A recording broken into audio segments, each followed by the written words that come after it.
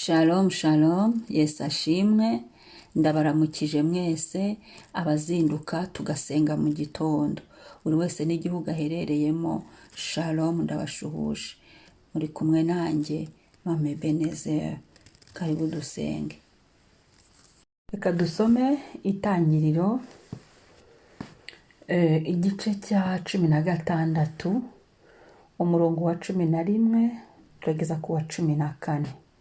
Itangiriro turava ku murongo wa 11 tugere ku wa 14. Haravuga ngo marayika w'Uwiteka arongera aramubwira ati, dore uratwite, uzabyara umuhungu, uzamwita Ishimaheli, kuko Uwiteka yumvise kubabazwa kwawe. Hagati y'abantu azamera nk'imparage, azagira undi muntu wese umubisha we, n'abandi bose bazamugira umubisha wabo. Azatura imbere ya bene se bose. Ahimba Uwiteka wavuganye nawe izina ati, uri Imana ireba. Ati, mbese indeba nayiboneye na hano. Icyatumye rya riba ryitwa iriba rya Lahayiroyi riri hagati y'i Kadeshi n'i Beredi. Amen. Imana ishimwe. Umutwe w'iri jambo uravuga ngo Aburahamu acyura Hagari, nawe asuzugura Sarayi, maze Sarayi aramwirukana. Imana idutabare. Uyu wari umuryango wa Aburahamu na Sara, wari ufite ibibazo. Bari bakitwa Aburahamu, umwe yitwaga Aburahamu, undi yari akitwa Sarayi. Bari batarahindurirwa izina, bahura n'ikibazo. Bari bafite ikibazo cy'ubugumba. Hanyuma Sarayi agira inama Aburahamu, izi nkuru murazizi sinzitindamo, yo gushaka umuja bari bafite Hagari. Hagari rero hano yari amaze gutwita. Hanyuma amaze gutwita rero nawe abona nyine nyirabuja nawe, kuko yari ingumba, ari hatari, atangira kumusuzugura. Hanyuma rero Sarayi yigira inama, nako Hagari yigira inama yo kwigendera, akabutsa nyirabuja. Ariko agiye rero hano kuva ku murongo wa 11, ahura na marayika w'Imana. Reka turebye ku 10, ari kugenda uhereye ku 9, ku 8 niho yamubajije. Ubona akanya hasome kino gice cya 16 cyose.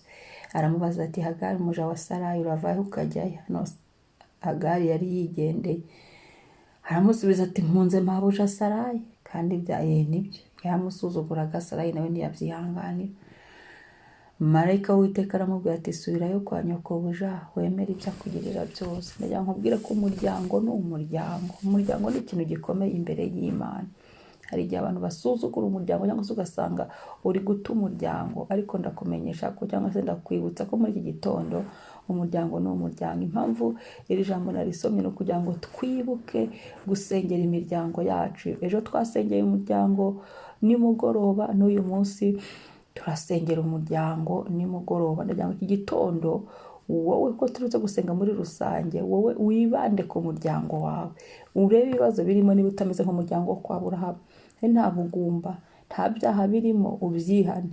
Nta bitagenda mu muryango wawe, ubikuremo. Amen. Kugira ngo umuryango wawe ubeho unejeje Imana.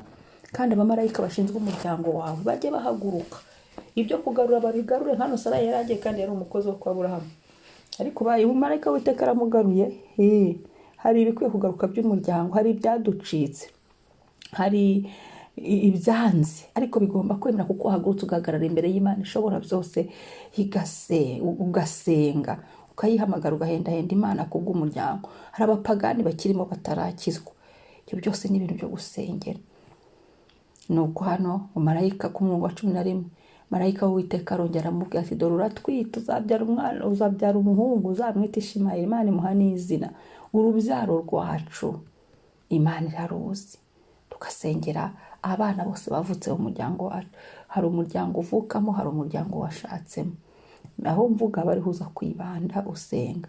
Hari n'umuryango wawe mububatse ngo, iyo niwo muryango wawe nyine, uwo muryango wa Imana yakubakiye cyangwa se yakubatseho.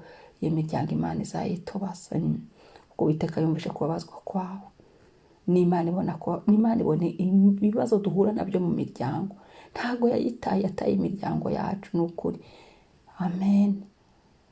Hagati y'abantu azamera. Imana itagiye kuvuga amasezerano. Ugomba kumenya amasezerano y'abana bawe. Hano Ishimayeli ni ibyo Imana yabwiye Hagari kuri Ishimayeli. Wowe ubu nakubaza ati mu ikayi y'amasezerano abana bawe ufite amasezerano yabo? Imana ibavugaho iki? Bazaba iki? Abana bawe bazaba iki? Ahubwo uri kubaseseka muri shimi, kandi Imana yaravuze ko bazaba abafizisiye. Ngaho rero Imana idutabare. No gusengera imihamagaro iri mu rubyaro rwacu, kugira ngo iyo mihamagaro ikore abana bacu be kuyoba no kugira akarindagiza. Abana bacu bakorera Imana, abadukomokaho bakorera Imana, ukagira iyo ntimba ukumva kirakubabaje ukagisengera. Imana itugirire neza. Ibi ngibi marayika yabwiye Hagari bitubere icyitegererezo. Ugomba kumenya ngo umwana wanjye azaba iki, Imana ivugana nanjye iki ku mwana wanjye, hanyuma ukajya utangira ukagisengera hakiri kare. Haleluya. Ukabaza Imana ngo Mana, uyu mwana ufiteho umugambi iki? Ukakimenya ukamusengera kwa kundi tusengera, nanjye nawe ukisengera. Aho twebwe ntitwaba twarayobye, kwenda twakuze tuvukiye mu muryango idakijijwe, ntawadusengeye ibyo turimo tuzi iyo tubiva niyo bijya. Ukisengera ukabwira Imana ngo Mana undinde kuyoba no kuyobagurika. Kandi nibyo. Nuko Hagari namukunze. Umurongo wa 13, ahimba Uwiteka wavuganye nawe izina. Turi Imana ireba, ni Imana ireba yemwe. Imana yarebye imiryango yacu, kuko kwezi harimo kugirira neza imiryango. Imana igumye yibahisha igitondo rero, zinduka kandi uzindukana umuryango wawe imbere y'Imana. Ubanza ushimira Imana yaguhaye umuryango, ariko kandi unasengera umuryango. Iyo dusengera umuryango urabanza ukawihanira ibyaha by'umuryango. Umuryango ukawuhagiza amaraso ya Yesu, ukawuhagira barimo bose, ukawuhagira byawukuri, ukagenda ubavuga amazina. Warangiza uwo muryango ugasaba umwuka wera ngo ajye abayobora. Kabiri, gusaba umwuka wera w'Imana akaba ari uzajya ubayobora. Warangiza ukabwira Imana ibyo ushaka ku muryango wawe. Ibibazo birimo ukabijyana imbere y'Imana. Amananiza arimo, abo Satani yagize imbata ukababohoza, ukabwira Uwiteka ngo Uwite narinzanye abana baba nawe, niwe wababohora. Ukabisaba Yesu, ukabwira Yesu ngo umuryango wa Yesu unibaragakiza, ntibazarimbuke. Uzi kujyana na mukuru wawe mu ijuru, uzi kujyana n'utwana twawe mu ijuru, uzi kujyana n'umugabo wawe mu ijuru. Umva uwo munezero. Hari ibintu abantu birengagiza, ariko ni umunezero ukomeye cyane. Haleluya, haleluya, haleluya. Ukabaza Imana icyerekezo ifite, gahunda ifite ku muryango wawe. Ukabwira Imana ngo Mana, uyu muryango ushyize mu biganza. Ukaba umusirikare, ukaba umwambasaderi, ukaba umurinzi, ukaba umuhanuzi w'umuryango, ugahanurira umuryango wawe. Ukawicaza uti umuryango wanjye icara, ugasenga mu masengesho. Niyo mvuga, apana kujya kuhamagara no kujya kuhamagara ntibemere. Ubwo ukavuga ati umuryango wanjye nimwicare, tindahanura ibi, ugahanurira umuryango wawe. Ugomba kwicara ugahanura. Icyo ni icya kane. Ugahanurira umuryango wawe, ukawaturaho umugisha.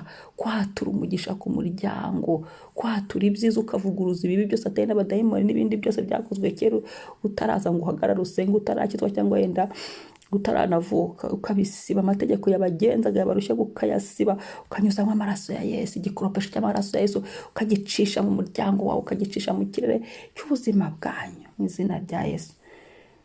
Haleluya. Warangiza ugashimira Imana. Ugashimira Imana yatanze umuryango, yashyizeho umuryango, yaremye umuryango. Tukaba dufite imiryango tubarizwamo. Ibi ni Imana yabikoze, nta muntu wabikoze. Rero Imana ishimwe. Ubwo wumvishe ukuri busenge. Ijambo twizereramo ni iringiri. Abo dusengana ku mugoroba turaza guhura nimugoroba. Rero Yesu ahabwe icyubahiro. Najya ngo nkubwire ukuri busenge. Ntabwo ubu ngubu ngiye gushima Imana kubw'umuryango, kandi tunihanira umuryango. Turagize Imana umunsi wacu, ariko we muri iyi audio nakubwiye uko uri busengere umuryango wawe. Niba ubishaka, kuba utabishaka nta kibazo, ariko ukaba ubishaka, ukaba ubona ko umuryango wawe ukubabaje, ni ngombwa ugira ibyo ubwiye Imana. Ugira ubwami, usenye ibicaniro bitari iby'Imana ukabihakana. cyane cyane nk'imiryango ikirimo ibintu birwanya Imana, aba ari ikibazo. Ugomba gusenga ukavuga ngo Mana, ugashyiramo bariyeri, ukitandukanya n'abadashaka gukurikira Imana nyakuri, ukitandukanya n'abati separasi, ugashyiramo amaraso ya Yesu, mu izina rya Yesu Kristo, mu isi y'umwuka ugatandukana nabo. Ariko mu buzima busanzwe ugumya kubana nabo, ni bande n'abande bacu, ariko mu isi y'umwuka bihinduka ibindi. Gukizwa ni gatozi, ijuru ni gatozi cyane, gatozi nako. Imana ihimbazwe, yaduhaye imiryango. Mana ndagushimiye, Mana nyiribihe, Mana yera, Mana mutware, Mana inshuti, Imana umubyeyi, Imana yaremye umuryango. Ndagushimira kubw'umuryango, ndagushimira kubw'umuryango wampaye, umuryango mvukamo, umuryango nashatsemo, umuryango wanjye, urugo wanyubakiye, uyu muryango wanjye mutoya. Mana ndagushimira kubw'imiryango. Mana ndagushimira muri iki gihe umpagaritse imbere yawe ngo nsengere umuryango, ukangirira icyizere, ukabona muri iyi minsi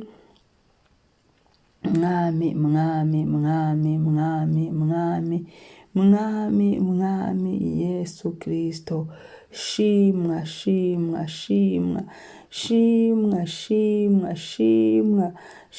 Yesu, shimwa.